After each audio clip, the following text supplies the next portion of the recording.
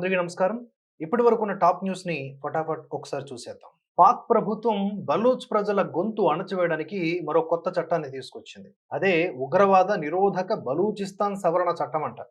సవరణ చట్టం 2025. ఈ చట్టం ప్రకారం బలూచ్‌లను అంటే అక్కడుండే ప్రజల్ని మరింతగా అణచివేయడానికి పాక్ ఆర్మీకి పవర్స్ వస్తాయి. ఈ చట్టం ప్రకారం బలూచ్ పౌరులు ఎవరైనా సరే ఏదన్నా చిన్న అనుమానితంగా వ్యవహరించినట్లుగా వీళ్ళకనిపిస్తే ఎటువంటి అభియోగం లేకుండా, సాక్ష్యాధారాలతో సంబంధం లేకుండా, ఈవెన్ కోర్టు అనుమతి లేకుండానే సైన్యము, నిఘా సంస్థలు వారిని అరెస్టు చేసి ఏకంగా 90 రోజుల పాటు నిర్బంధించొచ్చు. నిర్బంధం కాదు, వేధించొచ్చు. ఇది మన భాషలో చెప్పాలంటే. మరి ఇది పౌర హక్కులను ఉల్లంఘిస్తున్నట్లు కాదా? మానవ హక్కుల సంస్థలు ఏం చేస్తున్నట్లు? బలూచ్ కార్యకర్తలు దీనిపైన నిరసిస్తూ ఉన్నారు. ఈ విషయంలో ఐక్యరాజ్య సమితి, అంతర్జాతీయ మానవ హక్కుల సంస్థలు జోక్యం చేసుకోవాలని కోరుతా ఉన్నారు. ఐక్యరాజ్య సమితి, అంతర్జాతీయ మానవ హక్కుల సంస్థలంట. ఇవి సచ్చి శతాబ్ద కాలం అయింది కదా. బెల్జియం పర్యటనలో మన విదేశాంగ మంత్రి జయశంకర్ గారు మస్తు వార్నింగ్ ఇచ్చారు పాకిస్తాన్‌కి. ఓ మీడియా సంస్థకి ఇంటర్వ్యూ ఇస్తూ మాట్లాడారు ఆయన. పహల్గాం వంటి అనాగరిక ఉగ్ర చర్యలకు పాల్పడితే, ఈసారి మళ్ళీ పాల్పడితే ఉగ్రవాద సంస్థలపై, వారి నాయకులపై ఊహించని విధంగా ప్రతీకారం తీర్చుకుంటామని హెచ్చరించారు. ఉగ్రవాదులు ఎక్కడున్నారన్న విషయంతో మాకు పట్టింపే లేదు. వారెక్కడున్నా కూడా వేటాడడం మాత్రం ఖాయం. ఒకవేళ పాక్‌లో ఉంటే పాకిస్తాన్‌లో కూడా వెళ్తామని ప్రకటించారు. సరిహద్దుల్లో ఉగ్రవాదం కొనసాగుతున్నంత వరకు తాము ప్రతీకారం తీర్చుకుంటూనే ఉంటామని స్పష్టం చేశారు. ఈలోగా టర్కీ వెళ్లి పిసుక్కోమని చెప్పారు పాకిస్తాన్ అధికారులకి. ఊరికే లాస్ట్ లైన్ మనదే సరదాకి. ఇటీవల ప్రధాని మోదీ చీనాబ్ వంతెన ప్రారంభించారు కదా. ఇవాళ కాట్రా నుంచి శ్రీనగర్ వరకు వందే భారత్ రైలు నడిచిందనమాట దానిపై నుంచి. ఇందులో ఫరూక్ అబ్దుల్లా ప్రయాణించారు. చీనాబ్ వంతెన ద్వారా శ్రీనగర్ నుంచి మిగతా భారత్కు అనుసంధానం అవ్వటం, దాంతో నేను చాలా సంతోషంగా ఉన్నాను అని చెప్పేసి చెమర్చే కళ్ళతో ఫరూక్ అబ్దుల్లా మీడియాతో తన ఆనందాన్ని పంచుకున్నారు. ఇది స్పెషల్ మూమెంట్. ఇక అటు మరో నమ్మశక్యం కాని విషయం జరిగింది. అదేంటంటే త్వరలో జరగనున్న అమర్నాథ్ యాత్ర కోసం వస్తున్నటువంటి హిందువుల రక్షణ కశ్మీర్ ప్రజల యొక్క కశ్మీర్ యొక్క బాధ్యత అంటూ పీడీపీ అధినేత్రి, జమ్మూ కాశ్మీర్ మాజీ ముఖ్యమంత్రి మెహబూబా ముఫ్తీ పిలుపునివ్వడం జరిగిందనమాట. కడుపు మాడితే ఇలాంటి కబుర్లే వస్తాయి మరి. బయట టాక్.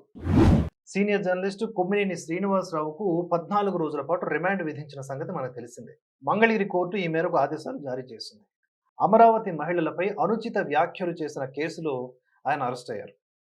నోరు ఉంది కదా అని ఏది పడితే అది మాట్లాడతారా చెప్పండి. అమరావతి ప్రాంత మహిళల్ని వేశ్యలంటూ వాగారు ఈయన. ఒక పార్టీకి బానిసలైపోతే ఎవరైనా ఏ స్థాయిలో ఉన్నవారైనా ఇలా దిగజారిపోతారేమో మరి. ఇప్పుడు ఈ వయసులో జైలు ఆయనకి. కర్మ అంటే ఇదే. కర్ణాటక రాజ్ భవన్ ఒక సంచలన ప్రకటన చేసింది. ఆర్సీబీ విజయోత్సవ ప్రణాళిక కర్ణాటక కాంగ్రెస్ ప్రభుత్వానిదే అని తేల్చెప్పింది. మొదట ఆర్సీబీ ఆటగాళ్లను రాజ్ భవన్లో సన్మానించాలని గవర్నర్ నిర్ణయించారట.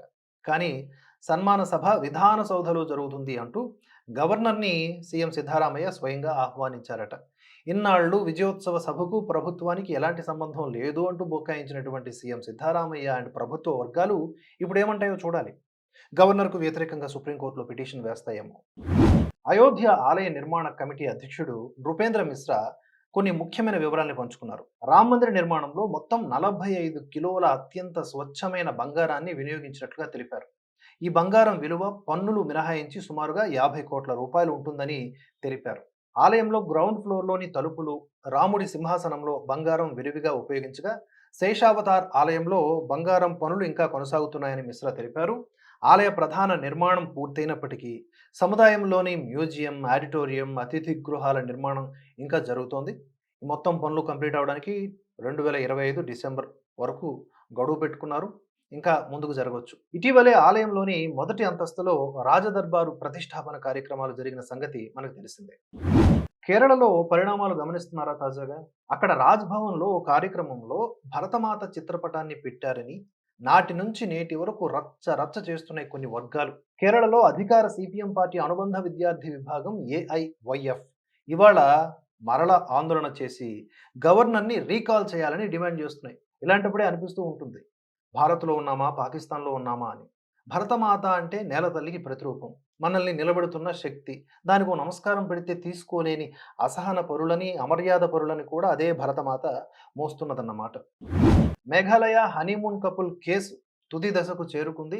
చంపింది, చంపించింది సోనం అని నిర్ధారణ అయినట్లే. ఎందుకంటే ఆమెనే ఒప్పుకుంది. కేవలం తమ కామఖేళి కోసం ఇదంతా చేశారు రాజ్ అండ్ సోనం. ఈ కేసులో అందరూ పట్టుబడ్డారు. చట్టపరంగా శిక్ష ఒక్కటే మిగులు. మ్యాటర్ ఏంటంటే ఈ రాజ్ అండ్ సోనం ఇరువురు కూడా అక్కాతమ్ముళ్ళుగా వ్యవహరించేవారంట అందరి ముందు. షర్మిష్ఠా పనోలిని ఇరికించి సంబరపెట్టిన అసలు సిసలు తప్పుడు మనిషి వజావత్ ఖాన్. మీకు తెలుసు కదా! ఇతను ఆపరేషన్ సింధూర్‌పై తప్పుడు కూతలు కూశాడు, రాశాడు. దేశానికి వ్యతిరేకంగా మాట్లాడాడు సోషల్ మీడియా సాక్షిగా. ఇప్పుడు ఇతనిని పోలీసులు అరెస్ట్ చేశారు. అదే కలకత్తా పోలీసులు. మరి రియాక్షన్ అలా వచ్చింది కదా! తప్పలేదింక. ముందు పరారీలో ఉన్నాడు. పరారీలో ఉండేటట్లు చేశారు. జనం మర్చిపోతారేమో అనుకున్నారు. మరవలేదు. ఆయన గురించి కూపి లాగుతూనే ఉన్నారు.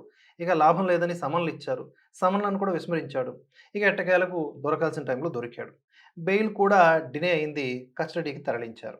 కానీ కలకత్తా పోలీసులు అతనికి అన్ని మర్యాదలు ఇస్తారు కనుక కాస్త తక్కువ మర్యాదలు ఇవ్వడానికి గాను అతన్ని అస్సాం ఇంకా హర్యానా ప్రభుత్వాలు వెంటనే అరెస్టు చేయాలి అంటున్నారు బెంగాల్ బీజేపీ లీడర్ సువేందు అధికారి. ఉగ్ర సంస్థ అల్ ఖైదా అరేబియన్ పెనున్సులా విభాగం ఒక సంచలన ప్రకటన చేసింది. అందులో ఏకంగా ట్రంప్‌ని హతమారుస్తాం అని తెలిపింది.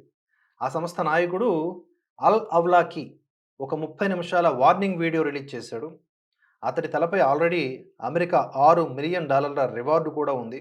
ఆ వీడియోలో ఇంకో మాట ఏం చెప్పాడంటే ఆయన, యూదులు ఎక్కడ కనబడితే అక్కడ చంపేయండి. చంపాల్సిందే. చంపినా తప్పు లేదని చెప్పాడనమాట.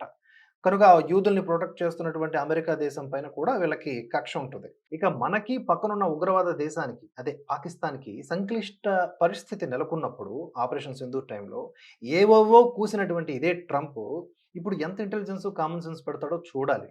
అలానే ఇక్కడున్న సో కాల్డ్ లిల్లీపుట్ ఇండిపెండెంట్ జర్నలిస్టులు ఎలా థాంక్స్‌లు ట్వీటుతారో కూడా చూడాలని ఉంది నాకు. కాలిఫోర్నియా కాలిపోతుందక్కడ. సింగర్ మంగ్లీకి ఏలినాటి శని స్టార్ట్ అయిందేమో. మొత్తానికి కొన్ని కష్టాలు కొని తెచ్చుకున్నారు. కోరి కోరి కొని తెచ్చుకున్నారు. ఈ మంగ్లీ ఏర్పాటు చేసినటువంటి బర్త్‌డే పార్టీలో గంజాయి అలానే అనధికార విదేశీ మద్యంని గుర్తించినట్లుగా రైడ్ చేసిన పోలీసులు వెల్లడించారు. కొందరిని అదుపులోకి తీసుకున్నారు. కొందరికి గంజాయి పాజిటివ్ గూడా వచ్చింది టెస్టుల్లో. అలానే పోలీసులు దృష్టి పెట్టాల్సింది ఇక్కడే కాదు గ్రామాల్లో స్కూల్ కిడ్స్‌ను మొదలుకొని సిటీల్లో ఉన్నటువంటి కాలేజీ స్టూడెంట్స్ దాకా, సెలబ్రిటీల దాకా ప్రతి ఒక్కరికి కూడా ఈ గంజాయి డ్రగ్స్ కంటే కూడా ఈ గంజాయి చాలా కామన్ మ్యాటర్ అయిపోయింది. ఇంకా బలంగా పనిచేయాలి. అవేర్‌నెస్ అనేది చేపట్టాలి. అలానే మంగ్లీకి ఇదొక గుణపాఠం కావాలి. ఇకపై బర్త్‌డేల పేరిట ఇలాంటి పిచ్చి పనులు ఎవరు చేయాలనుకున్నా కూడా పెద్ద పెద్ద హోదాల్లో ఉన్నవారు ముఖ్యంగా వారికి ఇది వార్నింగ్ బెల్ లాంటిది కావాలి. మెయిన్‌లీ బర్త్‌డే అంటే మన సంస్కృతి ప్రకారం ఎట్లా చేసుకోవాలో ఆ కాలం పోయింది. ఆ రోజులు పోయినాయి. ఇప్పుడంతా కూడా మద్యం ఏరులై పారాలా, గంజాయి ఇక మామూలుగా గాదు. మేఘాల్ని కమ్మేసేటట్లు ఉండాలా. అట్లా అయిపోయింది. కనుక ఈ పోకడ మార్చుకుంటే అందరూ ప్రశాంతంగా ఉంటారు. లేకపోతే ఇలాగే కోరి కష్టాలు కొని తెచ్చుకుంటారనమాట. ఇవి ఇప్పటివరకున్న top news.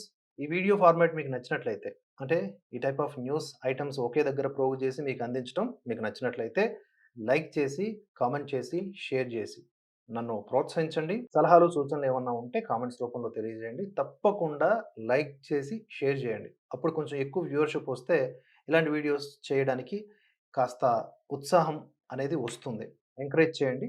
Thanks for watching. జై హింద్, జై భారత్.